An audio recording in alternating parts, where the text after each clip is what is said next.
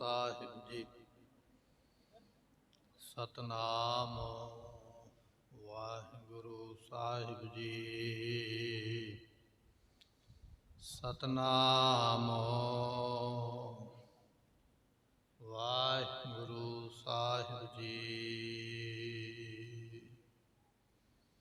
श्री नानक पाद पंकज बंदन। वाहिगुरु पाद पंकज बंदन। सिमरो अंगद दोख निकंदन।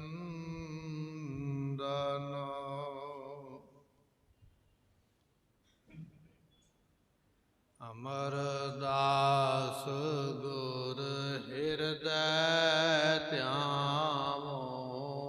हृदय त्यामो।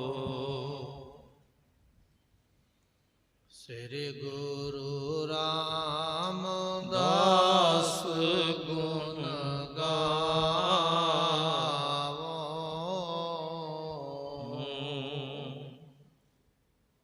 श्री अर्जन बिगनन के नासक। बिगनन के नासक। श्री हर गोबिंद शुभ सुमत प्रकाशक।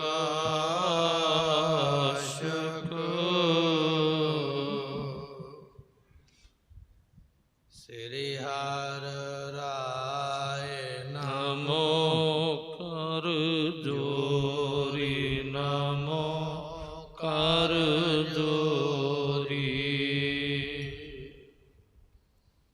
श्री हर कृष्ण मनाए बोरी। तेग बहादुर परम कृपाला। सतगुर परम कृपाला। श्री गुरु गोबिंद सिंह बिसाला।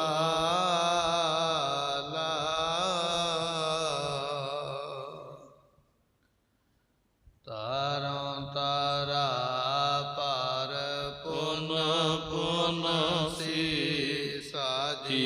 पुन पुन सीसा।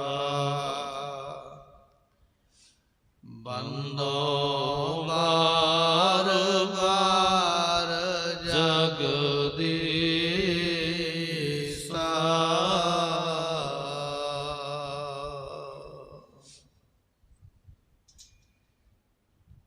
गुरु भावनी धर कै जो। शब्द कीर्तन करहै को। गुरु संग बन आवै ताही। प्राप्त होवै सुख भाव माही। वाहिगुरु जी का खालसा। वाहिगुरु जी की फतेह। सतगुरां दी साजी नवाजी गुरु की संगत। आप संगतां ने गुरु दरबार विच बैठ के धन गुरु गोबिंद सिंह महाराज जियां दे जीवन की जो कथा है, जो जीवन कौतक कीते महाराज जी ने, उन्होंने सरवण करन वास्ते आप गुरु दरबार विच प्राप्त होए। कल दे दीवान विच बचन सरवण कीते। एक सिख श्री सुखमनी साहिब का पाठ अमृत वेले करदा। उस तो उपरंत आसा दी वार गुरबाणी का कीर्तन शुरू हुंदा। एक दिन ये सिख पाठ करदा पिया, गुरबाणी दी एक अष्टपदी बाकी है। रागी सिंघां ने गुरबाणी का कीर्तन शुरू कर दिता। ਇਹ ਸਿੱਖ ਨਾਰਾਜ਼ ਹੋ ਕੇ ਗੁਰੂ ਗੋਬਿੰਦ ਸਿੰਘ ਪਾਤਸ਼ਾਹ ਕੋਲ ਚਲੇ ਗਿਆ। ਜਾ ਕੇ ਆਖਣ ਲੱਗਾ, ਮਹਾਰਾਜ ਤੁਹਾਡਿਆਂ ਸਿੱਖਾਂ ਨੇ ਗੁਰਬਾਣੀ ਦਾ ਕੀਰਤਨ ਕਰਕੇ ਮੇਰੇ ਮਨ ਨੂੰ ਨਿਤਨੇਮ ਦੇ ਵਿੱਚ ਨਹੀਂ ਲੱਗਣ ਦਿੱਤਾ। ਮੇਰਾ ਮਨ ਉਸ ਤੋਂ ਮਗਰੋਂ ਜੁੜਿਆ ਨਹੀਂ। ਆਪ ਜੀ ਇਹਨਾਂ ਨੂੰ ਸਮਝਾਓ, ਡੰਡ ਦੇਵੋ। ਧੰਨ ਗੁਰੂ ਗੋਬਿੰਦ ਸਿੰਘ ਮਹਾਰਾਜ ਕਹਿਣ ਲੱਗੇ, ਸਿੱਖਾ ਜਿਹੜਾ ਤੂੰ ਨਿਤਨੇਮ ਕਰਦਾ ਉਹਦਾ ਲਾਭ ਤੈਨੂੰ, ਜਾਂ ਕੋਈ ਇੱਕ ਅੱਧਾ ਕੋਲ ਬੈਠ ਕੇ ਸੁਨੇਗਾ ਤੇ ਇੰਨਾ ਕੁ ਲਾਭ ਹੈ ਜਿਵੇਂ ਕਿਸੇ ਨੂੰ ਚਬੀਨੀ ਦਾ ਪ੍ਰਸ਼ਾਦ ਮਿਲ ਜਾਵੇ, ਚੱਬਣ ਵਾਲਾ ਥੋੜਾ ਜਿਹਾ ਪ੍ਰਸ਼ਾਦ ਮਿਲ ਜਾਵੇ, ਪਰ ਉਹਦੇ ਨਾਲ ਰੱਜ ਨਹੀਂ ਆਉਂਦਾ। ਪਰ ਗੁਰੂ ਕੀ ਬਾਣੀ ਦਾ ਕੀਰਤਨ ਹੈ, ਇਹ ਮੰਨ ਲਓ ਜਿਵੇਂ ਆਪਾਂ ਲੰਗਰ ਵਿੱਚ ਬੈਠ ਕੇ ਰੱਜ ਕੇ ਪ੍ਰਸ਼ਾਦਾ ਛਕੀਏ ਤੇ ਤ੍ਰਿਪਤ ਹੋ ਜਾਈਏ। ਗੁਰੂ ਕੀ ਬਾਣੀ ਦਾ ਐਸਾ ਕੀਰਤਨ ਹੈ, ਜਿਹੜੇ ਸਰਵਣ ਕਰਦੇ ਉਹ ਰੱਜ ਜਾਂਦੇ, ਤ੍ਰਿਪਤ ਹੋ ਜਾਂਦੇ। ਇਹ ਬਚਨ ਆਪਾਂ ਪਿੱਛੇ ਸਰਵਣ ਕਰ ਆਏ, ਅੱਗੇ ਜਿਵੇਂ ਪਾਤਸ਼ਾਹ ਕਿਰਪਾ ਕਰਦੇ। ਆਓ ਸਰਵਣ ਕਰੀਏ, ਮਿਲ ਕੇ ਆਖੀਏ ਸਤਨਾਮ ਸ੍ਰੀ ਵਾਹਿਗੁਰੂ ਸਾਹਿਬ ਜੀ। ਗੁਰੂ ਭਾਵਨੀ ਧਰਕੈ ਜੋ। ਸਤਿਗੁਰੂ ਪਾਤਸ਼ਾਹ ਕਹਿਣ ਲੱਗੇ, ਜਿਹੜਾ ਵੀ ਕੋਈ ਗੁਰਮੁਖ ਗੁਰੂ ਦੀ ਭਾਵਨੀ ਲੈ ਕੇ, ਗੁਰੂ ਦੀ ਭਾਵਨਾ, ਗੁਰੂ ਦੀ ਸ਼ਰਧਾ, ਗੁਰੂ ਦਾ ਪ੍ਰੇਮ ਲੈ ਕੇ, ਮਨ ਵਿੱਚ ਪ੍ਰੇਮ ਬਣਾ ਕੇ, ਪ੍ਰੇਮ ਪੈਦਾ ਕਰਕੇ, ਭਾਵਨਾ ਦੇ ਨਾਲ ਜਿਹੜਾ ਵੀ ਕੋਈ ਗੁਰਬਾਣੀ ਪੜ੍ਹਦਾ ਹੈ, ਸ਼ਬਦ ਕੀਰਤਨ ਕਰਹਿ ਕੋ। ਕੋਈ ਵੀ ਗੁਰਬਾਣੀ ਦੇ ਸ਼ਬਦ ਦਾ ਕੀਰਤਨ ਕਰੇ, ਪਰ ਮਨ ਵਿੱਚ ਭਾਵਨਾ ਹੋਵੇ ਕਿ ਮੈਂ ਗੁਰਬਾਣੀ ਦਾ ਸ਼ਬਦ ਪੜ੍ਹਨ ਲੱਗਾ, ਭਾਵਨਾ ਦੇ ਨਾਲ, ਸ਼ਰਧਾ ਦੇ ਨਾਲ। ਜੇ ਕਿਸੇ ਨੇ ਗੁਰਬਾਣੀ ਦਾ ਸ਼ਬਦ ਪੜ੍ਹਿਆ ਹੈ ਜਾਂ ਕਿਸੇ ਨੇ ਗੁਰਬਾਣੀ ਦਾ ਸ਼ਬਦ ਸਰਵਣ ਕੀਤਾ ਹੈ, ਗੁਰੂ ਸੰਗ ਬਨ ਆਵੇ ਤਾਹੀ। ਤੇ ਮਹਾਰਾਜ ਕਹਿਣ ਲੱਗੇ, ਉਸ ਸਿੱਖ ਦਾ ਸੰਬੰਧ ਗੁਰੂ ਦੇ ਨਾਲ ਬਣ ਜਾਂਦਾ, ਰਿਸ਼ਤੇਦਾਰੀ ਬਣ ਜਾਂਦੀ ਹੈ। ਜਿਹੜਾ ਭਾਵਨਾ ਦੇ ਨਾਲ ਕੀਰਤਨ ਕਰਦਾ ਹੈ, ਪ੍ਰੇਮ ਦੇ ਨਾਲ, ਜਿਹੜਾ ਪ੍ਰੇਮ ਦੇ ਨਾਲ ਕੀਰਤਨ ਕਰੇਗਾ, ਉਹਦਾ ਸੰਬੰਧ ਗੁਰੂ ਨਾਲ ਬਣ ਜਾਵੇਗਾ, ਰਿਸ਼ਤਾ ਮਲਾਪ ਗੁਰੂ ਨਾਲ ਹੋ ਜਾਏਗਾ। ਕਿ ਜਿਹੜਾ ਸਿੱਖ ਭਾਵਨਾ ਦੇ ਨਾਲ ਸੁਣੇਗਾ ਸੰਗਤ ਵਿੱਚ ਬੈਠ ਕੇ, ਉਹਦਾ ਰਿਸ਼ਤਾ ਵੀ ਗੁਰੂ ਨਾਲ ਬਣ ਜਾਵੇਗਾ। ਜਿਨੇ ਭਾਵਨਾ ਦੇ ਨਾਲ ਕੀਰਤਨ ਕੀਤਾ ਹੈ, ਜਿਨੇ ਭਾਵਨਾ ਦੇ ਨਾਲ ਕੀਰਤਨ ਸਰਵਣ ਕੀਤਾ ਹੈ, ਦੋਨਾਂ ਦਾ ਰਿਸ਼ਤਾ ਗੁਰੂ ਨਾਲ ਬਣਦਾ ਹੈ। ਇਹ ਕੀਰਤਨ ਐਸੀ ਵੱਡੀ ਦਾਤ ਹੈ, ਪ੍ਰਾਪਤ ਹੋਵੇ ਸੁਖ ਭਵ ਮਾਹੀ। ਤੇ ਸਤਿਗੁਰੂ ਪਾਤਸ਼ਾਹ ਕਹਿਣ ਲੱਗੇ, ਉਹਨਾਂ ਨੂੰ ਫਿਰ ਇਸ ਸੰਸਾਰ ਦੇ ਸੁਖ ਪ੍ਰਾਪਤ ਹੁੰਦਾ ਹੈ। ਇਹ ਗੁਰਬਾਣੀ ਦਾ ਕੀਰਤਨ ਐਸਾ ਹੈ, ਜਿਨ੍ਹਾਂ ਨੇ ਸੁਣਿਆ ਹੈ ਨਾ ਭਾਵਨਾ ਦੇ ਨਾਲ, ਉਹਨਾਂ ਨੂੰ ਇਸ ਸੰਸਾਰ ਦੇ तमाम ਸੁੱਖ ਜਿਹੜੇ ਨੇ ਉਹ ਪ੍ਰਾਪਤ ਹੁੰਦੇ ਹਨ। ਆਜ ਵਿਕਾਰ ਕੋ ਗਾਵੇ ਨਾਦ। ਤੇ ਪਰ ਮਹਾਰਾਜ ਕਹਿਣ ਲੱਗੇ ਵੀ ਇਹ ਗੁਰਬਾਣੀ ਜਿਹੜੀ ਹੈ ਨਾ ਗੁਰਮੁਖੋ, ਇਸ ਨੂੰ ਤਾਜ ਵਿਕਾਰ, ਵਿਕਾਰ ਤੋਂ ਰਹਿਤ ਹੋ ਕੇ ਗੁਰਬਾਣੀ ਦੇ ਸ਼ਬਦ ਨੂੰ ਗਾਵੇ। ਗੁਰਮੁਖੋ ਮਹਾਰਾਜ ਦਾ ਬਚਨ ਆਸਾ ਦੀ ਵਾਰ ਵਿੱਚ ਵੀ ਹੈ, ਕੋਈ ਗਾਵੇ ਰਾਗੀ ਨਾਦੀ, ਬੇਦੀ ਬਹੁ ਭਾਂਤ ਕਰ ਨਹੀਂ, ਹਰ ਹਰ ਭੀਜੈ ਰਾਮ ਰਾਜ। ਕੋਈ ਗਾਵੇ, ਕੋਈ ਗਾਉਂਦਾ ਹੈ, ਕੋਈ ਰਾਗੀ ਹੈ, ਕੋਈ ਨਾਦ ਸਾਧ ਵਜਾਉਣ ਵਾਲਾ ਹੈ, ਕੋਈ ਗੁਰਬਾਣੀ ਨੂੰ ਉਚਾਰਨ ਕਰਨ ਵਾਲਾ ਹੈ। ਕੋਈ ਗਾਵੇ ਰਾਗੀ ਨਾਦੀ ਬੇਦੀ, ਬਹੁ ਭਾਂਤ ਕਰ, ਬੜੇ ਤਰੀਕਿਆਂ ਦੇ ਨਾਲ ਸ਼ਬਦ ਗਾਇਆ ਜਾਂਦਾ ਹੈ। ਕੋਈ ਸਾਜ਼ ਵਜਾਉਂਦਾ ਹੈ, ਕੋਈ ਉੱਚੀ ਆਵਾਜ਼ ਵਿੱਚ ਗਾਉਂਦਾ ਹੈ, ਕੋਈ ਧੀਮੀ ਆਵਾਜ਼ ਵਿੱਚ ਗਾਉਂਦਾ ਹੈ। ਮਹਾਰਾਜ ਕਹਿਣ ਲੱਗੇ, ਨਹੀਂ ਹਰ ਹਰ ਭੀਜੈ ਰਾਮ ਰਾਜੇ। ਪਰਮਾਤਮਾ ਭਿੱਜਦਾ ਨਹੀਂ ਉਹਨਾਂ ਗਾਉਣ ਵਾਲਿਆਂ ਤੇ। ਕਿਉਂ ਨਹੀਂ ਭਿੱਜਦਾ? ਜਿਨ੍ਹਾਂ ਅੰਦਰ ਕਪਟ ਵਿਕਾਰ ਹੈ। ਜਿਹੜਾ ਗਾਉਂਦਾ ਤੇ ਪਿਆ ਗੁਰਬਾਣੀ ਦਾ ਸ਼ਬਦ, ਪਰ ਮਨ ਵਿੱਚ ਕਪਟ ਹੈ, ਮਨ ਵਿੱਚ ਛਲ ਹੈ, ਮਨ ਦੇ ਵਿੱਚ ਵਿਕਾਰ ਹੈ, ਮਨ ਦੀ ਭਾਵਨਾ ਕੁਝ ਹੋਰ ਹੈ, ਜਿਹਨੂੰ ਆਪਾਂ ਕਹਿ ਦਿੰਦੇ ਆ ਬੱਧਾ ਚੱਜ। ਮਨ ਨਹੀਂ ਕਰਦਾ, ਮਨ ਵਿੱਚ ਭਾਵਨਾ ਨਹੀਂ ਹੈ, ਭਰੋਸਾ ਨਹੀਂ ਹੈ, ਸ਼ਰਧਾ ਨਹੀਂ ਹੈ, ਕੇਵਲ ਬੱਧਾ ਚੱਟੀ ਹੈ। ਮਹਾਰਾਜ ਕਹਿਣ ਲੱਗੇ, ਜਿਨ੍ਹਾਂ ਅੰਦਰ ਕਪਟ ਵਿਕਾਰ ਹੈ, ਤਿੰਨਾ ਰੋਏ ਕਿਆ ਕੀਜੈ। ਦੁਨੀਆ ਦੇ ਸਾਹਮਣੇ ਆਪਾਂ ਰੋਵਾਂਗੇ ਨਾ, ਤੇ ਭਾਵੇਂ ਆਪਾਂ ਮਗਰਮੱਛ ਵਾਲੇ ਜੂ ਆਈਏ ਵੀ ਉੱਪਰੋਂ ਉੱਪਰੋਂ ਵਿਖਾਵੇ ਵਾਲੇ, ਅੰਦਰ ਨਹੀਂ। ਦੁਨੀਆ ਦੇ ਲੋਕ ਸਾਡੇ ਤੇ ਤਰਸ ਕਰ ਲੈਣਗੇ ਵੀ ਇਹ ਰੋਂਦਾ ਪਿਆ ਵਾਕਿਆ ਹੀ ਅੰਦਰੋਂ ਦੁਖੀ ਹੋ ਗਿਆ, ਪਰ ਦੁਨੀਆ ਦੇ ਲੋਕਾਂ ਨੂੰ ਇਹ ਨਹੀਂ ਪਤਾ ਵੀ ਇਹ ਮਗਰਮੱਛ ਵਾਲੇ ਹੰਝੂ ਨੇ। ਪਰਮਾਤਮਾ ਦੇ ਅੱਗੇ ਰੋਵਾਂਗੇ ਨਾ ਤੇ ਪਰਮਾਤਮਾ ਨੂੰ ਪਤਾ ਲੱਗ ਜਾਣਾ ਵੀ ਇਹਦੇ ਹੰਝੂ ਅਸਲੀ ਨੇ ਕਿ ਨਕਲੀ ਨੇ। ਇਹ ਅੰਦਰੋਂ ਰੋਂਦਾ ਪਿਆ ਕਿ ਕੇਵਲ ਵਿਖਾਵਾ ਕਰਦਾ ਪਿਆ। ਮਹਾਰਾਜ ਕਹਿਣ ਲੱਗੇ ਜਿਨ੍ਹਾਂ ਅੰਦਰ ਕਪਟ ਵਿਕਾਰ ਹੈ, ਜਿਹਦੇ ਅੰਦਰ ਕਪਟ ਹੈ ਵਿਕਾਰ ਹੈ, ਤਿੰਨਾ ਰੋਏ ਕਿਆ ਕੀਜਿਆ। ਉਹ ਜਿੰਨਾ ਮਰਜ਼ੀ ਰੋ ਰੋ ਕੇ ਵਿਖਾਈ ਜਾਵੇ, ਪਰਮਾਤਮਾ ਉਹਦਾ ਰੋਣਾ ਨਹੀਂ ਵੇਖਦਾ ਹੈ। ਹਰ ਕਰਤਾ ਸਭ ਕੁਝ ਜਾਣਦਾ, ਪਰਮਾਤਮਾ ਸਭ ਕੁਝ ਜਾਣਦਾ ਪਿਆ। ਮੇਰੇ ਮਨ ਵਿੱਚ ਕੀ ਹੈ, ਤੇਰੇ ਮਨ ਵਿੱਚ ਕੀ ਹੈ, ਮੇਰਾ ਰੋਣਾ ਸੱਚਾ ਹੈ ਕਿ ਝੂਠਾ ਹੈ, ਵਿਖਾਵੇ ਵਾਲਾ ਹੈ ਕਿ ਬੰਦਗੀ ਵਾਲਾ ਹੈ, ਪਰਮਾਤਮਾ ਸਭ ਕੁਝ ਜਾਣਦਾ ਹੈ। ਪਰ ਇੱਥੇ ਬਚਨ ਆ ਗਿਆ, ਕਹਿਣ ਲੱਗੇ ਭਾਈ ਕੀਰਤਨ ਗੁਰੂ ਨਾਲ ਸੰਬੰਧ ਬਣਾਉਂਦਾ ਜ਼ਰੂਰ ਹੈ, ਪਰ ਸੰਬੰਧ ਉਹਦਾ ਬਣਦਾ ਹੈ ਜਿਹਦੇ ਅੰਦਰ ਕੀਰਤਨ ਦੀ ਭਾਵਨਾ ਹੈ, ਜਿਹਦੇ ਅੰਦਰ ਪ੍ਰੇਮ ਹੈ। ਭਾਵੇਂ ਉਹ ਕੀਰਤਨ ਕਰਨ ਵਾਲਾ ਹੋਵੇ ਤੇ ਭਾਵੇਂ ਉਹ ਕੀਰਤਨ ਸਰਵਣ ਕਰਨ ਵਾਲਾ ਹੋਵੇ, ਭਾਵੇਂ ਸੁਣਨ ਵਾਲਾ ਹੈ ਤੇ ਭਾਵੇਂ ਸੁਣਾਉਣ ਵਾਲਾ, ਦੋਨਾਂ ਦੀ ਭਾਵਨਾ ਜੇ ਹੈ, ਦੋਨਾਂ ਦਾ ਰਿਸ਼ਤਾ ਗੁਰੂ ਨਾਲ ਬਣੇਗਾ। ਪਰ ਜੇ ਦੋਨਾਂ ਦੇ ਮਨ ਵਿੱਚ ਹੀ ਕਪਟ ਹੈ, ਸੁਣਾਉਣ ਵਾਲਾ ਵੀ ਕੇਵਲ ਵਿਖਾਵਾ ਕਰਦਾ ਪਿਆ, ਸੁਣਨ ਵਾਲਾ ਵੀ ਵਿਖਾਵਾ ਕਰਦਾ ਪਿਆ, ਜੇ ਦੋਨੇ ਵਿਖਾਵੇ ਮਾਤਰ ਨੇ, ਤੇ ਫਿਰ ਮਹਾਰਾਜ ਕਹਿਣ ਲੱਗੇ ਕਰਤਾ ਉਹਨਾਂ ਤੇ ਭੇਜਦਾ ਨਹੀਂ। ਜਿਨ੍ਹਾਂ ਅੰਦਰ ਕਪਟ ਵਿਕਾਰ ਹੈ, ਤਿੰਨਾ ਰੋਏ ਕਿਆ, ਉਹਨਾਂ ਦੇ ਰੋਣ ਦਾ ਵੀ ਲਾਭ ਕੋਈ ਨਹੀਂ। ਭਾਵ ਇਹ ਹੈ ਕੀਰਤਨ ਉਹੀ ਹੈ ਜਿਹੜਾ ਭਾਵਨਾ ਦੇ ਨਾਲ ਕੀਤਾ, ਸੁਣਨ ਵਾਲਾ ਵੀ ਸਫਲਾ, ਸੁਣਾਉਣ ਵਾਲਾ ਵੀ ਸਫਲਾ। ਤੇ ਕੀਰਤਨ ਉਹੀ ਹੈ ਮਨ ਵਿੱਚ ਕਪਟ ਛਲ ਰੱਖ ਕੇ ਕੀਤਾ, ਉਹ ਸੁਣਾਉਣ ਵਾਲਾ ਵੀ ਅਸਫਲ ਰਹਿ ਗਿਆ ਤੇ ਸੁਣਨ ਵਾਲਾ ਵੀ ਅਸਫਲ ਰਹਿ ਗਿਆ। ਇੱਥੇ ਭਾਵਨਾ ਦੇ ਨਾਲ ਸੁਣਿਆ, ਭਾਵਨਾ ਦੇ ਨਾਲ ਕੀਤਾ ਪ੍ਰਵਾਨ ਹੈ, ਬਿਨਾ ਭਾਵਨਾ ਤੋਂ ਦੋਨੇ ਹੀ ਖਾਲੀ ਨੇ। ਮਹਾਰਾਜ ਕਹਿਣ ਲੱਗੇ ਤਜ ਵਿਕਾਰ ਕੋ ਗਾਵਹਿ ਨਾਦ, ਜਿਹਨੇ ਮਨੋ ਵਿਕਾਰ ਗਵਾ ਕੇ ਪਰਾਂ ਕਰਕੇ ਵਿਕਾਰਾਂ ਨੂੰ, ਫੁਰਨਿਆਂ ਨੂੰ, ਦੁਨੀਆ ਦੇ ਵਿੱਚ ਭੱਜਦੇ ਹੋਏ ਮਨ ਨੂੰ ਰੋਕ ਕੇ ਜਿਹਨੇ ਗੁਰਬਾਣੀ ਦੇ ਰਾਗ ਨੂੰ ਗਾਇਆ ਹੈ, ਬੰਧਨ ਟੂਟੈ ਗੁਰ ਪ੍ਰਸਾਦ। ਉਹਨਾਂ ਦੇ ਫਿਰ ਗੁਰਮੁਖੋਂ ਬੰਧਨ ਟੁੱਟ ਜਾਂਦੇ, ਬੰਧਨ ਨਾਸ ਹੋ ਜਾਂਦੇ, ਉਹਨਾਂ ਨੂੰ ਬੰਧਨ ਦੁਨੀਆ ਦਾ ਕੋਈ ਨਹੀਂ ਰਹਿ ਜਾਂਦਾ।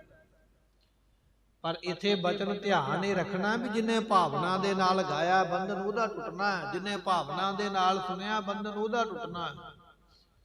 ਜਿਹਦੇ ਮਨ ਵਿੱਚ ਵਿਕਾਰ, ਭਾਵੇਂ ਉਹ ਸੁਣਨ ਵਾਲਾ ਤੇ ਭਾਵੇਂ ਸੁਣਾਉਣ ਵਾਲਾ, ਦੋਨਾਂ ਦੇ ਬੰਧਨ ਨਹੀਂ ਟੁੱਟਣਗੇ।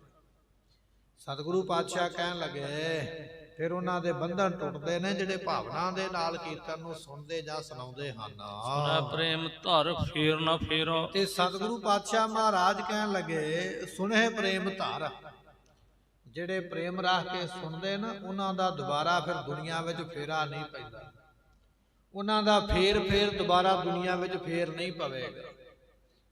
ਮਨਮੁਖ ਆਵੇ ਮਨਮੁਖ ਜਾਵੇ, ਮਨਮੁਖ ਫਿਰ ਛੋਟਾ ਖਾਵੇ। ਇਹ ਬਾਣੀ ਦਾ ਬਚਨ ਹੈ। ਇੱਕ ਵਾਰੀ ਜਨਮ ਲੈ ਕੇ ਆਏ ਚਲੇ ਗਏ, ਦੁਬਾਰਾ ਫਿਰ ਆਏ ਫਿਰ ਚਲੇ ਗਏ, ਪਤਾ ਨਹੀਂ ਕਿੰਨੀ ਕੁ ਵਾਰੀ ਆਏ ਕਿੰਨੀ ਕੁ ਵਾਰੀ ਗਏ। ਉਹਨਾਂ ਦਾ ਜੰਮਣ ਮਰਨ ਦਾ ਬੰਧਨ ਨਹੀਂ ਕੱਟੇਗਾ, ਪਰ ਕੱਟਿਆ ਉਹਨਾਂ ਦਾ ਜਾਵੇਗਾ ਜਿਨ੍ਹਾਂ ਨੇ ਪ੍ਰੇਮ ਦੇ ਨਾਲ ਸੁਣਿਆ ਹੈ, ਜਿਨ੍ਹਾਂ ਪ੍ਰੇਮ ਦੇ ਨਾਲ ਸੁਣਾਇਆ ਹੈ। ਦੋਨਾਂ ਦੇ ਬੰਧਨ ਕੱਟੇ ਜਾਂਦੇ, ਦੁਬਾਰਾ ਜਨਮਾਂ ਵਿੱਚ ਨਹੀਂ ਆਉਂਦੇ ਹਨ। ਆਏ ਅਚਲ ਪਦ ਬਹੁਤ ਸੁਖ ਕੇਰਾ। ਅਤੇ ਫਿਰ ਉਹਨਾਂ ਨੇ ਅਚਲ ਪਦਵੀ ਪ੍ਰਾਪਤ ਕਰ ਲਈ ਹੈ, ਉਹ ਪਦਵੀ ਜਿਹੜੀ ਕਦੇ ਚਲਾਏਮਾਨ ਨਹੀਂ, ਜਿਹੜੀ ਕਦੇ ਨਾਸ ਨਹੀਂ ਹੁੰਦੀ। ਦੁਨੀਆ ਦੇ ਵਿੱਚ ਸਾਨੂੰ ਇੱਕ ਕੁਰਸੀ ਮਿਲ ਜਾਵੇ ਨਾ, ਅਸੀਂ ਭਾਵੇਂ ਜਿੰਨਾ ਮਰਜ਼ੀ ਜ਼ੋਰ ਲਾ ਲਈਏ, ਉਹ ਕੁਰਸੀ ਸਦਾ ਸਾਡੇ ਕੋਲ ਨਹੀਂ ਰਹਿਣੀ।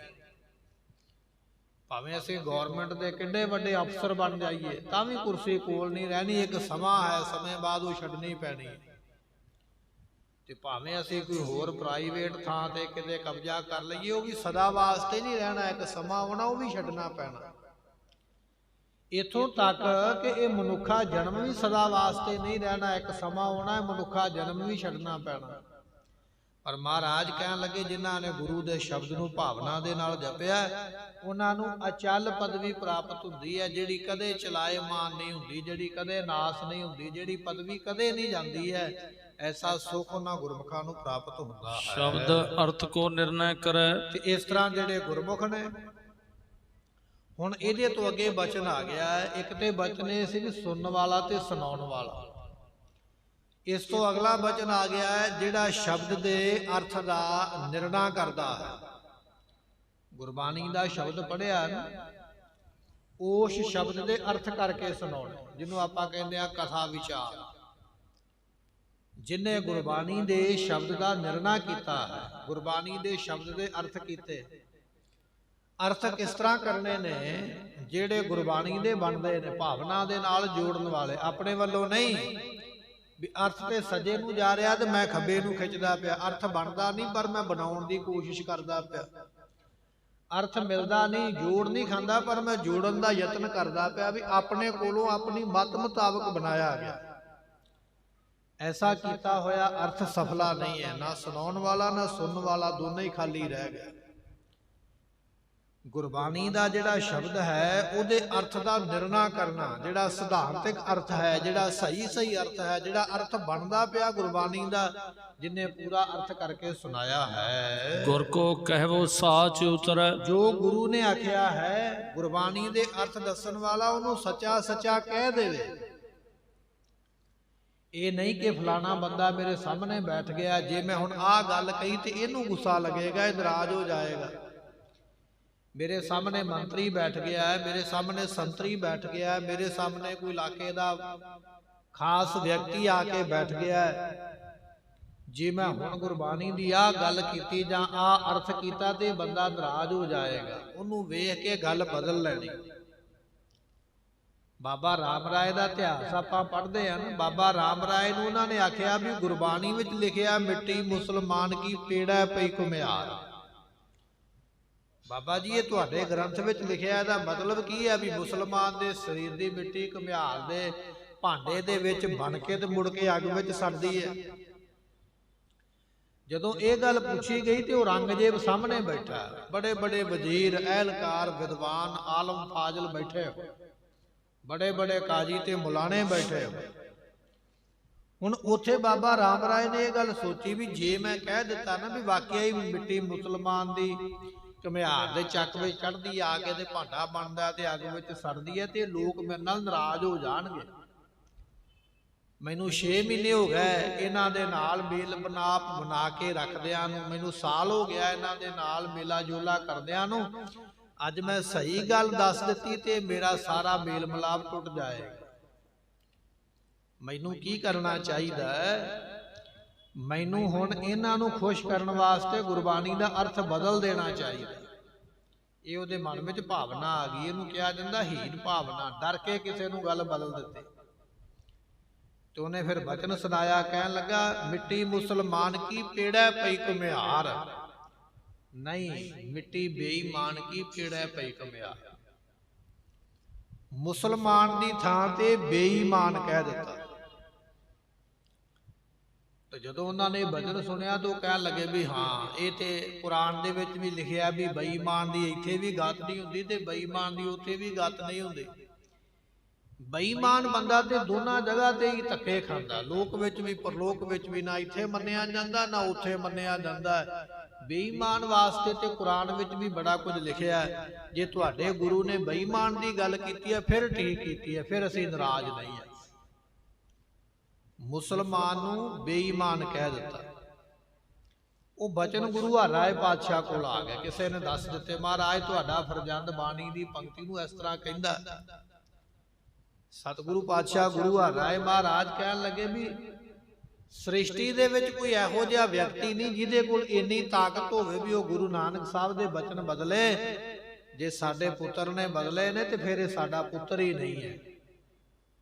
ਔਰ ਉੱਥੇ ਮਹਾਰਾਜ ਨੇ ਬਚਨ ਇਹ ਕੀਤਾ ਸੀ ਵੀ ਅਸੀਂ ਆਪਣੇ ਪੁੱਤਰ ਨੂੰ ਦੁਨੀਆ ਤੇ ਸ਼ਰੀਰ ਕਰਕੇ ਛੱਡਦੀ ਆ, ਬੇਦਖਲ ਕਰਦੀ ਆ, ਵੀ ਪੁੱਤਰ ਬੇਦਖਲ ਕੀਤਾ। ਪਰ ਜੇ ਕਿਤੇ ਉਸ ਪੁੱਤਰ ਤੇ ਕੋਈ ਸੰਕਟ ਦੁੱਖ ਆ ਜਾਵੇ ਨਾ ਤਾਂ ਸਾਰੀਆਂ ਬੇਦਖਲੀਆਂ ਇੱਕ ਪਾਸੇ ਰਹਿ ਜਾਂਦੀਆਂ, ਭੱਜ ਕੇ ਜਾ ਕੇ ਮਿਲਦੇ ਉਹਨੂੰ ਵੀ ਤੇਰੇ ਤੇ ਮੁਸੀਬਤ ਪੈ ਗਈ ਹੈ। ਜੇ ਫਿਰ ਵੀ ਸਾਰੀ ਉਮਰ ਦੂਰ ਰਵੇ, ਉਤੇ ਕਸ਼ਟ ਆਵੇ ਜਾਂ ਮਰ ਜਾਵੇ ਤੇ ਤਾਂ ਵੀ ਲੋਕ ਚਲੇ ਜਾਂਦੇ ਲੱਜੀ ਕਲੱਜੀ ਵੀ ਚਲੋ ਜਾਣਾ ਹੀ ਪੈਣਾ, ਹੁਣ ਤੇ ਮਰ ਗਿਆ। ਭਾਵ ਇਹ ਹੁੰਦਾ ਵੀ ਸਾਡਾ ਮਨ ਨਹੀਂ ਉਹ ਤੋਂ ਦੂਰ ਹੋਇਆ। ਅਸੀਂ ਉਹਨੂੰ ਜਨਮ ਦਿਨ ਵਾਲੇ ਵੀ ਚੇਤੇ ਕਰਦੇ ਹਾਂ ਵੀ ਅੱਜ ਜੇ ਹੁੰਦਾ ਤੇ ਉਹਦਾ ਜਨਮ ਦਿਨ ਸੀ। ਅੱਜ ਦੇ ਹੁੰਦਾ ਤੇ ਉਹ ਇੰਨੇ ਸਾਲਾਂ ਦਾ ਹੋ ਜਾਂਦਾ, ਜੇ ਅੱਜ ਹੁੰਦਾ ਤੇ ਅੱਜ ਉਹਦਾ ਵਿਆਹ ਕਰਦਾ।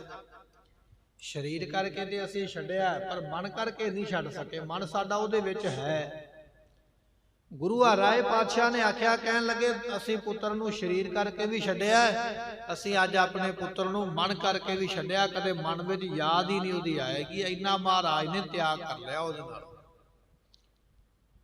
ਪਰ ਕੀਤਾ ਕਿਉਂ?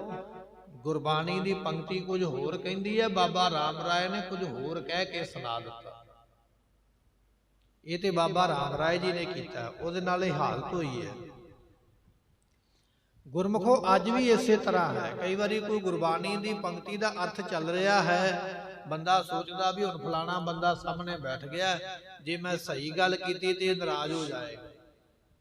ਇਹ ਇਲਾਕੇ ਦਾ ਚੌਧਰੀ ਹੈ, ਪਤਵੰਤਾ ਹੈ, ਇਹ ਜਾਣਕਾਰ ਹੈ, ਇਹ ਨਾਰਾਜ਼ ਨਾ ਹੋ ਜਾਵੇ, ਉਸ ਗੱਲ ਦਾ ਅਰਥ ਹੋਰ ਹੀ ਕੋਈ ਕਰ ਦੇਣਾ ਆਪਣੇ ਕੋਲ, ਇਹ ਵੀ ਖੁਸ਼ ਰਵੇ। ਮਹਾਰਾਜ ਕਹਿਣ ਲੱਗੇ, ਜਿਹੜਾ ਕਿਸੇ ਬੰਦੇ ਦੀ ਖੁਸ਼ਾਮਦ ਕਰਨ ਵਾਸਤੇ, ਕਿਸੇ ਨੂੰ ਖੁਸ਼ ਕਰਨ ਵਾਸਤੇ ਗੁਰਬਾਣੀ ਦੇ ਅਰਥ ਨੂੰ ਬਦਲ ਦਿੰਦਾ ਹੈ ਆਪਣੀ ਮਰਜ਼ੀ ਦੇ ਨਾਲ, ਇਹ ਪਾਤਸ਼ਾਹ ਕਹਿੰਦੇ ਹਨ ਸੋ ਸੰਗਤ ਕੋ ਦੈ ਪਕਵਾਨ। ਤੇ ਮਹਾਰਾਜ ਕਹਿਣ ਲੱਗੇ ਵੀ ਉਹ ਬੰਦਾ ਫਿਰ ਪ੍ਰਵਾਨ ਨਹੀਂ ਹੈ, ਗੁਰੂ ਉਹਨੂੰ ਕਦੇ ਪ੍ਰਵਾਨ ਨਹੀਂ ਕਰਦਾ।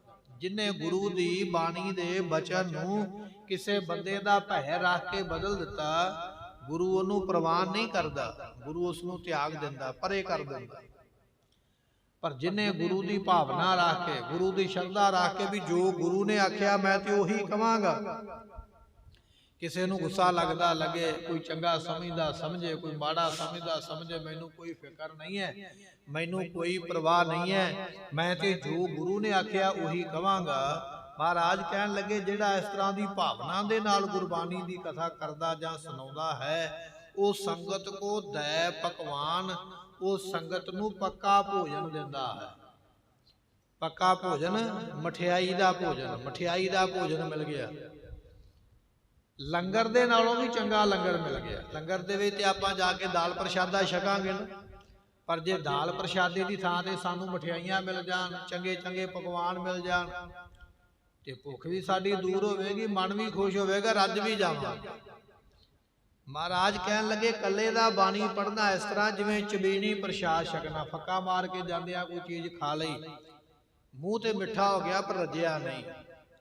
ਕੀਰਤਨ ਭਾਵਨਾ ਦੇ ਨਾਲ ਸਰਵਣ ਕਰਨਾ ਤੇ ਉਹ ਇਸ ਤਰ੍ਹਾਂ ਹੈ ਜਿਵੇਂ ਕਿਸੇ ਬੰਦੇ ਨੇ ਪ੍ਰਸ਼ਾਦਾ ਛਕ ਲਿਆ ਲੰਗਰ ਵਿੱਚ ਬੈਠ ਕੇ, ਤੇ ਕਥਾ ਸਰਵਣ ਕਰਨੀ ਇਸ ਤਰ੍ਹਾਂ ਹੈ ਜਿਵੇਂ ਕਿਸੇ ਬੰਦੇ ਨੇ ਲੰਗਰ ਵਿੱਚ ਬੈਠ ਕੇ ਪੱਕੇ ਭੋਜਨ, ਮਠਿਆਈਆਂ ਤੇ ਫਲ ਛਕ ਲਿਆ, ਪ੍ਰਸ਼ਾਦਾ ਵੀ ਛਕਿਆ, ਨਾਲ ਮਠਿਆਈਆਂ ਵੀ ਪਰੋਸੀਆਂ ਗਈਆਂ, ਨਾਲ ਫਲ ਵੀ ਪਰੋਸੇ ਗਏ, ਪ੍ਰਸ਼ਾਦਾ ਵੀ ਛਕ ਲਿਆ, ਮਠਿਆਈਆਂ ਵੀ ਛਕ ਲਈਆਂ, ਫਲ ਵੀ ਛਕ ਲੈ।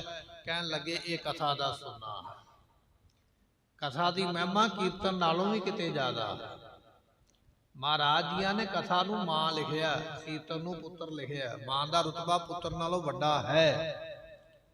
ਤੇ ਵਿਦਵਾਨਾਂ ਨੇ ਲਿਖਿਆ ਕੀਰਤਨ ਕਰਨਾ ਤੇ ਇਸ ਤਰ੍ਹਾਂ ਹੈ ਜਿਵੇਂ ਮੰਨ ਲਓ ਅੱਜ ਕੱਲ ਦੇ ਦਿਨਾਂ ਵਿੱਚ ਗਰਮੀ ਪੈਂਦੀ ਹੈ ਨਾ ਬੜੀ ਜ਼ਿਆਦਾ, ਤੇ ਇੱਕੇ ਦਮ ਮੋਹਲੇਦਾਰ ਵਰਸ਼ਾ ਆ ਜਾਵੇ, ਇੱਕੇ ਦਮ ਬਹੁਤਾ ਮੀਂਹ ਪੈਣ ਲੱਗ ਪਵੇ, ਮੀਂਹ ਪਵੇ 1-2 ਘੰਟੇ, ਪਾਣੀ ਪਾਣੀ ਖੜ ਜਾਵੇ, ਪਰ ਜਦੋਂ ਉਹ ਮੀਂਹ ਪਵੇਗਾ ਨਾ ਇੱਕਰੀ ਗੰਦਗੀ ਤੇ ਰੁੜ ਜਾਵੇਗੀ, ਪਰ ਜਦੋਂ ਮੀਂਹ ਖਲੋ ਜਾਵੇਗਾ ਨਾ ਬਾਅਦ ਵਿੱਚ ਹੁਮਸ ਬੜੀ ਪੈਦਾ ਹੁੰਦੀ ਹੈ, ਬੜੀ ਗਰਮੀ ਲੱਗਦੀ ਉਸ ਵੇਲੇ।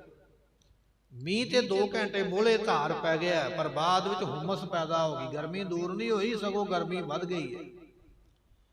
ਤੇ ਗੁਰਮੁਖੋ ਜਿਹੜੀ ਕਥਾ ਹੈ ਨਾ, ਇਹ ਹੈ ਜਿਸ ਨੂੰ ਆਪਾਂ ਕਹਿੰਦੇ ਝੜੀ ਲੱਗੀ, ਨਿੱਕਾ ਨਿੱਕਾ ਮੀਂਹ, ਨਿੱਕੀ ਨਿੱਕੀ ਕਣੀ ਦਾ ਸਾਰਾ ਦਿਨ ਪੈਂਦਾ ਰਿਹਾ, ਰਾਤ ਵੀ ਪੈਂਦਾ ਰਿਹਾ, ਅਗਲੇ ਦਿਨ ਵੀ ਪੈਂਦਾ ਰਿਹਾ। ਮੀਂਹ ਤੇ ਮਾੜਾ ਮਾੜਾ ਪੈ ਰਿਹਾ ਪਰ ਲਗਾਤਾਰ ਪੈ ਰਿਹਾ। ਉਹ ਜਿਹੜਾ ਲਗਾਤਾਰ 2-3 ਦਿਨ ਮੀਂਹ ਪਿਆ ਨਾ ਨਿੱਕੀ ਨਿੱਕੀ ਕਣੀ ਦਾ, ਉਹਨੇ ਧਰਤੀ ਵੀ ਠੰਡੀ ਕਰ ਦਿੱਤੀ, ਵਾਤਾਵਰਨ ਵੀ ਠੰਡਾ ਕਰ ਦਿੱਤਾ, ਗਰਮੀ ਵੀ ਦੂਰ ਕਰ ਦਿੱਤੀ। ਵਿਦਵਾਨ ਕਹਿੰਦੇ ਨੇ ਕੀਰਤਨ ਸਰਵਣ ਕਰਨਾ ਤੇ ਮੋਹਲੇ ਧਾਰ ਵਰਸ਼ਾ ਹੈ, ਮੋਹਲੇ ਧਾਰ ਵਰਖਾ ਹੈ। ਇੱਕ ਵਾਰੀ ਮਨ ਦੇ ਵਿਕਾਰ ਉੜ ਕੇ ਲੈ ਜਾਂਦੀ, ਪਰ ਬਾਅਦ ਵਿੱਚ ਫਿਰ ਵਿਕਾਰਾਂ ਦੀ ਹੁਮਸ ਪੈਦਾ ਹੋ ਜਾਂਦੀ, ਫਿਰ ਵਿਕਾਰ ਹੋਰ ਪੈਦਾ ਹੋ ਜਾਂਦੇ। ਪਰ ਕਥਾ ਇੱਕ ਇਹੋ ਜਿਹੀ ਦਾਤ ਹੈ, ਇਹ ਤੇ ਝੜੀ ਵਰਗੀ ਹੈ। ਨਿੱਕੀ ਨਿੱਕੀ ਕਥਾ, ਗੁਰੂ ਦੇ ਸ਼ਬਦਾਂ ਦਾ ਉਚਾਰਨ, ਗੁਰੂ ਦੇ ਸ਼ਬਦ ਦਾ ਰਸ ਮਨ ਵਿੱਚ ਉਤਰਦਾ ਰਹਿੰਦਾ ਹੈ, ਉਤਰਦਾ ਰਹਿੰਦਾ ਹੈ। ਮਨ ਦੇ ਜਿਹੜੇ ਵਿਕਾਰ ਨੇ ਉਹਨਾਂ ਨੂੰ ਧੋ ਕੇ ਪਰੇ ਕਰ ਦਿੰਦਾ, ਦੂਰ ਕਰ ਦਿੰਦਾ, ਮਨ ਦੇ ਵਿਕਾਰ ਰਹਿ ਕੋਈ ਨਹੀਂ ਜਾਂਦਾ। ਐਸੀ ਵੱਡੀ ਦਾਤ ਕਥਾ ਦੀ ਹੈ। ਮਹਾਰਾਜ ਕਹਿਣ ਲੱਗੇ, ਭਾਈ ਜਿਨੇ ਗੁਰੂ ਦੇ ਬਚਨ ਨੂੰ ਸੱਚਾ ਜਾਣ ਕੇ ਸੰਗਤ ਨੂੰ ਸੁਣਾਇਆ ਭਾਵਨਾ ਦੇ ਨਾਲ, ਉਹਨੇ ਪੱਕਾ ਭੋਜਨ ਦੇ ਦਿੱਤਾ ਛਕਣ ਵਾਸਤੇ। ਸੰਗਤ ਦੀ ਐਸੀ ਸੇਵਾ ਕੀਤੀ ਹੈ। ਮధుਰ ਸਨਿਗਧ ਸਵਾਦ ਬਹਾਨ। ਜਿਵੇਂ ਮਿੱਠੇ ਪਦਾਰਥ ਹੋਣ ਅਤੇ ਜਿਵੇਂ ਘਿਓ ਵਾਲੇ ਪਦਾਰਥ ਹੋਣ। ਜਿਵੇਂ ਕੋਈ ਮਿੱਠਾ ਪਦਾਰਥ ਆਪਾਂ ਲੰਗਰ ਵਿੱਚ ਬੈਠ ਜਾਈਏ, ਆਪਾਂ ਨੂੰ ਮਠਿਆਈ ਮਿਲ ਜਾਏ ਛਕਣ ਵਾਸਤੇ, ਤੇ ਸਨਿਗਧ ਤੋਂ ਭਾਵ ਹੁੰਦਾ ਦੇਸੀ ਘਿਓ ਦਾ ਬਣਿਆ ਪਕਵਾਨ, ਉਹ ਮਿਲ ਜਾਵੇ ਛਕਣ ਵਾਸਤੇ, ਤੇ ਫਿਰ ਛਕਣ ਵਾਲਾ ਖੁਸ਼ੀ ਹੋਵੇਗਾ ਨਾ। ਇੱਕ ਮਿੱਠਾ ਮਿਲ ਗਿਆ ਕਿ ਦੇਸੀ ਘਿਓ ਦਾ ਪਕਵਾਨ ਮਿਲ ਗਿਆ। ਇਹ ਜਿੰਨੇ ਆਪਾਂ ਸੰਗਤ ਵਿੱਚ ਬੈਠੇ ਆ, ਕਥਾ ਸੁਣਦੇ ਆ ਸਵੇਰੇ ਤੇ ਸ਼ਾਮ ਆ ਕੇ, ਇਹ ਆਪ ਸੰਗਤਾਂ ਦੇ ਵਾਸਤੇ ਮਿੱਠੇ ਅਤੇ ਸਨਿਗਧ ਭੋਜਨ ਪਰੋਸੇ ਜਾ ਰਹੇ ਨੇ। ਪ੍ਰਸ਼ਾਦਾ ਤੇ ਛਕਿਆ 10-12 ਘੰਟਿਆਂ ਬਾਅਦ ਭੁੱਖ ਲੱਗ ਜਾਂਦੀ ਹੈ, ਪਰ ਜੇ ਕਿਤੇ ਚੰਗਾ ਘਿਓ ਪਾ ਕੇ ਕੋਈ ਖਾ ਲਈਏ ਨਾ, ਪੰਜੀਰੀ ਵਗੈਰਾ, ਤੇ ਉਹ ਫਿਰ ਕਿੰਨੇ ਘੰਟੇ ਭੁੱਖ ਹੀ ਨਹੀਂ ਲੱਗਦੀ, ਬੰਦਾ ਰੱਜ ਜਾਂਦਾ ਔਰ ਤਕੜਾ ਵੀ ਹੋ ਜਾਂਦਾ, ਕਮਜ਼ੋਰੀਆਂ ਵੀ ਦੂਰ ਹੋ ਜਾਂਦੀਆਂ। ਇਹ ਗੁਰਬਾਣੀ ਦੀ ਕਥਾ ਹੈ। ਇਹ ਸਨਿਗਧ ਭੋਜਨ ਨੇ ਛਕਣ ਵਾਸਤੇ। ਘਿਓ ਵਾਲੇ ਪਕਵਾਨ ਔਰ ਮਿੱਠੇ ਵਾਲੇ ਪਕਵਾਨ ਜਿਹੜੇ ਨੇ, ਇਹ ਮੰਨ ਲਓ ਕਿ ਜਿਹੜੀ ਕਥਾ ਸੁਣਨੀ ਹੈ, ਐਸੇ ਪਕਵਾਨ ਇਹ ਕਥਾ ਦੇ ਰੂਪ ਵਿੱਚ ਪ੍ਰਾਪਤ ਹੁੰਦੇ ਹਨ। ਬਖਤਾ ਸ਼ਰੋਤਾ ਸ਼ੁਭ ਗਤ ਪਾਵੈ। ਅਤੇ ਸੁਣਨ ਵਾਲਾ ਤੇ ਸੁਣਾਉਣ ਵਾਲਾ ਦੋਨੇ ਹੀ ਮੁਕਤ ਹੋ ਜਾਣਗੇ। ਜਿਹਨੇ ਕਥਾ ਸੁਣਾਈ ਹੈ ਨਾ, ਸੁਣਾਈ ਗੁਰੂ ਨੂੰ ਮੁੱਖ ਰੱਖ ਕੇ ਹੈ, ਬੰਦੇ ਦੀ ਪਰਵਾਹ ਨਹੀਂ ਕੀਤੀ, ਉਹ ਸੁਣਾਉਣ ਵਾਲਾ ਮੁਕਤ ਹੋ ਜਾਵੇਗਾ। ਤੇ ਜਿਹਨੇ ਕਥਾ ਸੁਣੀ ਹੈ ਗੁਰੂ ਨੂੰ ਮੁੱਖ ਰੱਖ ਕੇ, ਉਹ ਵੀ ਮੁਕਤ ਹੋ ਜਾਵੇਗਾ। ਸੁਣਾਉਣ ਵਾਲਾ ਵੀ ਮੁਕਤ ਹੈ, ਸੁਣਨ ਵਾਲਾ ਵੀ ਮੁਕਤ ਹੈ, ਪਰ ਮੁਕਤ ਉਹ ਹੋਣਗੇ ਜਿਨ੍ਹਾਂ ਨੇ ਗੁਰੂ ਨੂੰ ਮੁੱਖ ਰੱਖਿਆ ਹੈ, ਗੁਰੂ ਨੂੰ ਮੁੱਖ ਰੱਖ ਕੇ ਚੱਲੇ।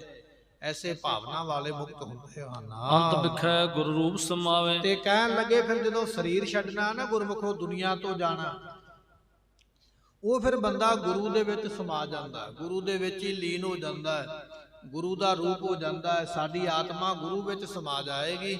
ਐਸੀ ਦਾਤ ਉਹਨਾਂ ਨੂੰ ਪ੍ਰਾਪਤ ਹੁੰਦੀ ਹੈ। ਇਮ ਅਧਿਕਾਰ ਸ਼ਬਦ ਕੋ ਜਾਣ। ਮਹਾਰਾਜ ਕਹਿਣ ਲੱਗੇ, ਭਾਈ ਇਸ ਤਰ੍ਹਾਂ ਸ਼ਬਦ ਦਾ ਅਧਿਕਾਰ ਜਾਣ ਲੈਣਾ ਕਰੋ। ਫਲ ਪਰ ਰੱਖੋ ਦ੍ਰਿਸ਼ਟ ਸੁਜਾਨ। ਇਸ ਕਰਕੇ ਗੁਰਮੁਖੋ ਜਿਹੜੀ ਦ੍ਰਿਸ਼ਟੀ ਹੈ ਨਾ ਆਪਣੀ, ਉਹ ਫਲ ਦੇ ਉੱਪਰ ਰੱਖੋ ਵੀ ਮੈਂ ਫਲ ਪ੍ਰਾਪਤ ਕਰਨਾ।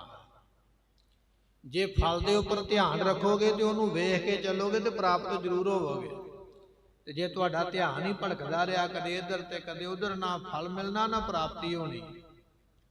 ਗੁਰਬਾਣੀ ਦਾ ਕੀਰਤਨ ਸੁਣਨ ਵੇਲੇ, ਗੁਰਬਾਣੀ ਦੀ ਕਥਾ ਸੁਣਨ ਵੇਲੇ, ਗੁਰੂ ਦਾ ਜੀਵਨ ਸੁਣਨ ਵੇਲੇ ਮੁਕਤੀ ਦੇ ਫਲ ਦਾ ਧਿਆਨ ਰੱਖੋ ਕਿ ਮੈਂ ਮੁਕਤ ਹੋਣਾ ਹੈ। ਇਹ ਦੁਨੀਆ ਦੇ ਪਦਾਰਥਾਂ ਦੀ ਇੱਛਾ ਨਾ ਰੱਖੋ ਵੀ ਮੈਨੂੰ ਅੱਜ ਆਹ ਮਿਲ ਜਾਵੇ, ਕੱਲ ਆਹ ਮਿਲ ਜਾਵੇ। ਜੋ ਤੇਰੇ ਕਰਮਾਂ 'ਚ ਲਿਖਿਆ ਉਹ ਬਿਨਾਂ ਮੰਗਣ ਤੋਂ ਤੈਨੂੰ ਮਿਲ ਜਾਣਾ। ਪਰ ਜੇ ਮੁਕਤੀ ਮੰਗੇਗਾ, ਉਹ ਬਿਨਾਂ ਨਹੀਂ ਵੀ ਲਿਖੀ ਤਾਂ ਵੀ ਗੁਰੂ ਦੇਵੇਗਾ। ਪਰ ਗੁਰੂ ਦੇ ਕੋਲ ਇੱਕ ਮੁਕਤੀ ਦਾ ਫਲ ਮੰਗਿਆ ਕਰ, ਮੈਂ ਮੁਕਤ ਹੋ ਜਾਵਾਂ। ਪਦਾਰਥ ਨਾ ਮੰਗਿਆ ਕਰ, ਪਦਾਰਥ ਬਿਨਾਂ ਮੰਗਿਆ ਮਿਲ ਜਾਣਾ, ਕਰਮਾਂ ਵਿੱਚ ਲਿਖਿਆ ਹੋਇਆ ਹੈ।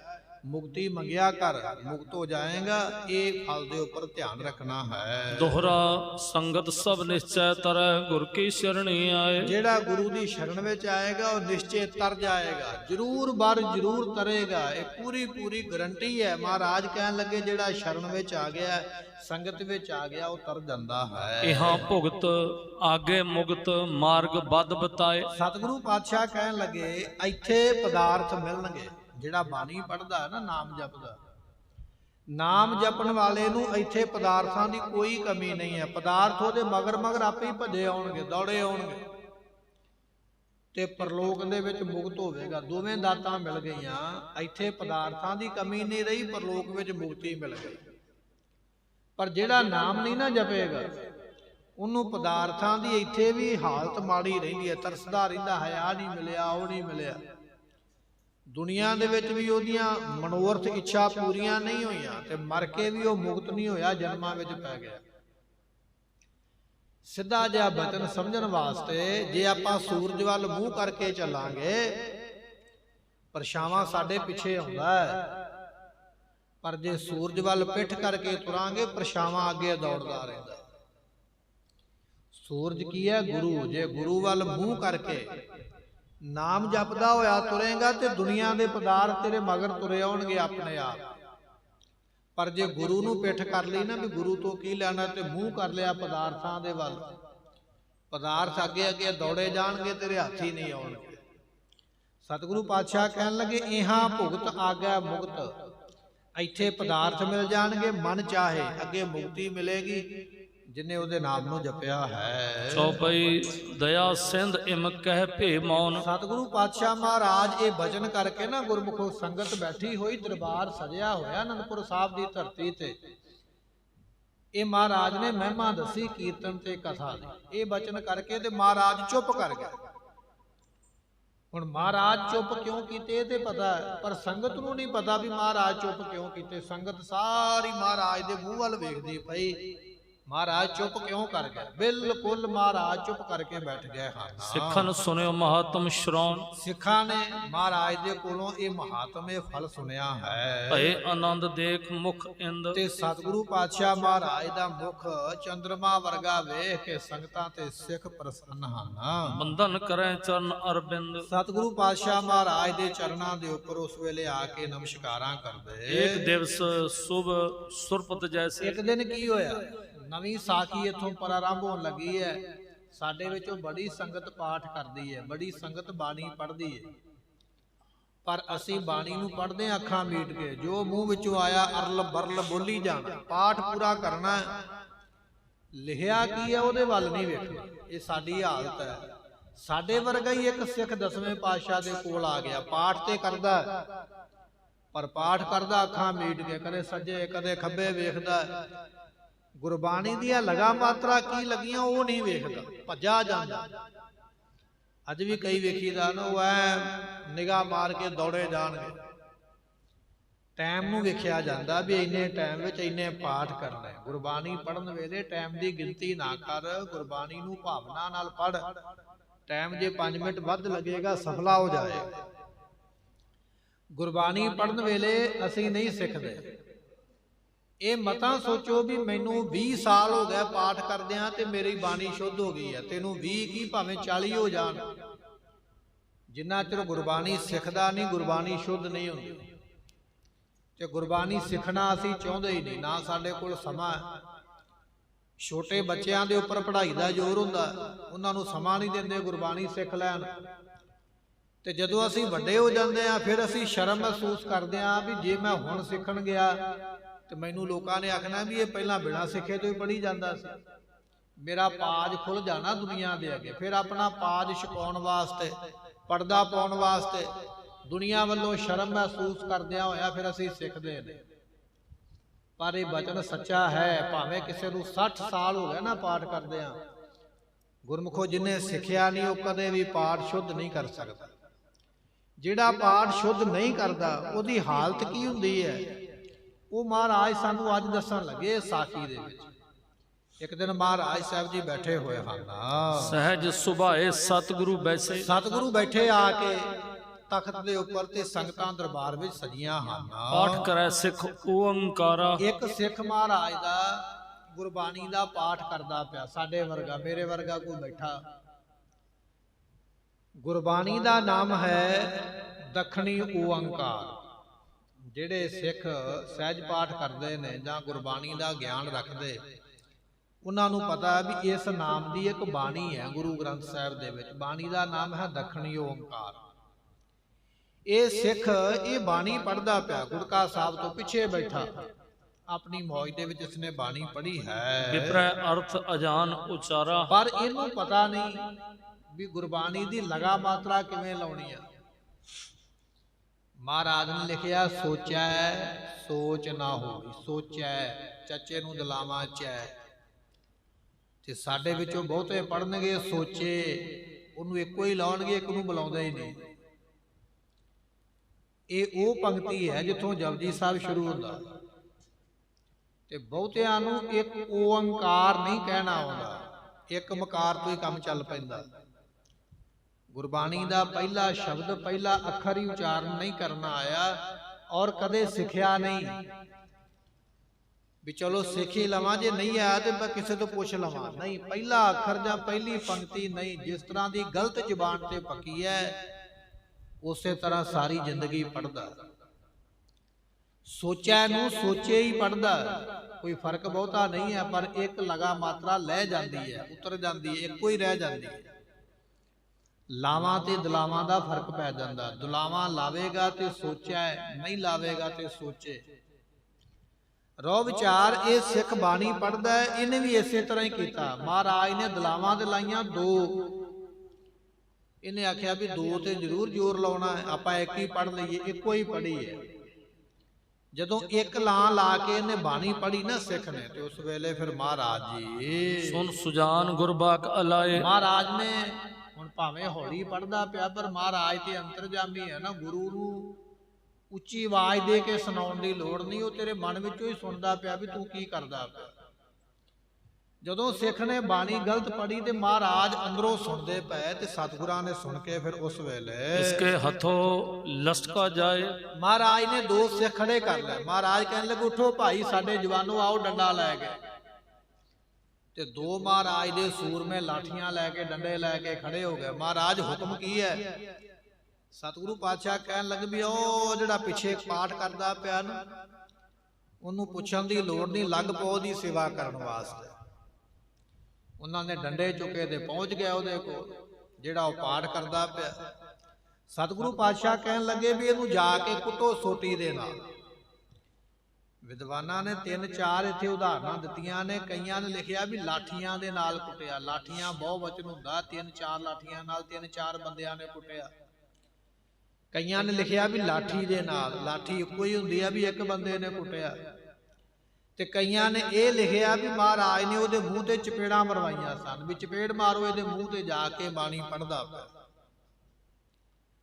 ਹੈ ਸਾਡੇ ਵਰਗਾ ਹੀ, ਜਿਵੇਂ ਆਪਾਂ ਪਾਠ ਕਰਦੇ ਆ ਐਵੇਂ ਹੀ ਕਰਦਾ ਪਿਆ। ਮਹਾਰਾਜ ਕਹਿਣ ਲੱਗੇ ਉਠੋ ਸਾਡੇ ਦੋ ਸਿੱਖ ਤੇ ਡੰਡਾ ਲੈ ਕੇ ਜਾਓ, ਇਹਦੀ ਚੰਗੀ ਤਰ੍ਹਾਂ ਸੇਵਾ ਕਰਕੇ ਆਓ, ਇਹ ਬਾਣੀ ਪੜਦਾ ਪਿਆ, ਇਹਨੂੰ ਕੁੱਟ ਕੇ ਆਓ ਡੰਡੇ ਦੇ ਨਾਲ। ਉਹ ਸਿੱਖ ਮਹਾਰਾਜ ਦੇ ਉੱਠੇ, ਛੇਤੀ ਨਾਲ ਡੰਡਾ ਫੜਿਆ, ਉਹਦੇ ਪਹਿਲਾਂ ਲੱਭਦੇ ਸਨ ਕੋਈ ਲੱਭੇ ਇਹੋ ਜਿਹਾ ਤੇ ਅਸੀਂ ਸੇਵਾ ਕਰੀਏ। ਉਹ ਜਾ ਕੇ ਡੰਡੇ ਦੇ ਨਾਲ ਚੰਗੀ ਉਹਨਾਂ ਨੇ ਇਹਦੀ ਸੇਵਾ ਕੀਤੀ ਹੈ। ਦ੍ਰਿੜ ਗਹਿ ਕਰ ਤਾੜੋ ਲੈ ਜਾਵ। ਮਹਾਰਾਜ ਕਹਿਣ ਲੱਗੇ ਚੰਗੀ ਤਰ੍ਹਾਂ ਫੜ ਲਓ ਇਹਨੂੰ, ਛੁੱਟ ਕੇ ਭੱਜ ਨਾ ਜਾਵੇ, ਤੇ ਥੋੜਾ ਜਿਹਾ ਸੰਗਤ ਤੋਂ ਪਰੇ ਲੈ ਜਾਓ, ਸੰਗਤ ਦੇ ਵਿੱਚ ਨਾ ਕੁੱਟਿਓ, ਮਾੜਾ ਜਿਹਾ ਬਾਹਰ ਲਿਜਾ ਕੇ ਜਿੱਥੇ ਵੇਖੋ ਵੀ ਕੋਈ ਨਹੀਂ ਹੈਗਾ, ਉੱਥੇ ਜਾ ਕੇ ਇਹਨੂੰ ਚੰਗੀ ਤਰ੍ਹਾਂ ਡੰਡੇ ਦੇ ਨਾਲ ਸੇਵਾ ਕਰੋ। ਹਮ ਤੇ ਦੂਰ ਜਾਏ ਬੈਠਾ। ਸਤਿਗੁਰੂ ਪਾਤਸ਼ਾਹ ਕਹਿਣ ਲੱਗੇ ਵੀ ਸਾਡੇ ਤੋਂ ਥੋੜਾ ਜਿਹਾ ਦੂਰ ਲੈ ਜਾਓ, ਇੱਥੇ ਕਿਤੇ ਰੌਲਾ ਹੀ ਨਾ ਪਾਉਣ ਲੱਗ ਪਿਆ ਵੀ ਮਹਾਰਾਜ ਬਚਾਓ। ਤੇ ਫਿਰ ਸਾਨੂੰ ਬਚਾਉਣਾ ਪਵੇਗਾ, ਬਚਾਵਾਂਗੇ ਵੀ ਹੈ, ਪਰ ਬਚਾਵਾਂਗੇ ਉਦੋਂ ਜਿੰਨਾ ਕੋਈ ਨੇ ਕੰਮ ਕੀਤਾ ਉਹਨਾਂ ਕੋ ਫਲ ਤੇ ਦਈਏ ਨਾ।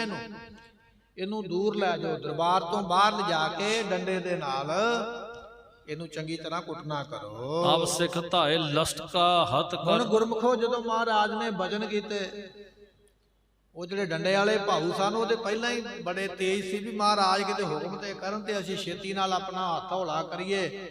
ਮਹਾਰਾਜ ਦਾ ਹੁਕਮ ਨਿਕਲਿਆ, ਮੁਖੋਂ ਤੇ ਚੁੱਕੇ ਉਹਨਾਂ ਨੇ ਡੰਡੇ ਤੇ, ਉਹ ਦੌੜ ਕੇ ਪਹੁੰਚ ਗਿਆ ਉੱਥੇ ਜਿੱਥੇ ਉਹ ਬਾਣੀ ਪੜਦਾ ਪਿਆ। ਛੇਤੀ ਨਾਲ ਭੱਜ ਕੇ ਪਹੁੰਚੇ ਹਨ। ਤਰਜਤ ਦੂਰ ਬਿਠਾਇਓ ਦ੍ਰਿੜ ਧਾਰ। ਤੇ ਉਹਨਾਂ ਨੇ ਫਿਰ ਇਹਨੂੰ ਫੜ ਲਿਆ ਬਾਹ ਤੋਂ। ਇਹ ਅੱਗੋਂ ਰੌਲਾ ਪਾਉਂਦਾ ਵੀ ਖੜ ਜਾਓ, ਮੈਂ ਪਾਠ ਕਰਦਾ ਪਿਆ, ਪੂਰਾ ਕਰ ਲਵਾਂ। ਉਹ ਕਹਿੰਦੇ ਪੂਰਾ ਤੇ ਹੁਣ ਅਸੀਂ ਕਰਾਂਗੇ, ਤੂੰ ਜਿੰਨਾ ਕਰ ਲਿਆ ਇਹਨੂੰ ਇੱਥੇ ਹੀ ਰੋਕ ਲਾ, ਤੇ ਬਾਕੀ ਅਸੀਂ ਤੈਨੂੰ ਦੱਸਦੇ ਆਂ ਵੀ ਕਿਵੇਂ ਕਰੀਦਾ।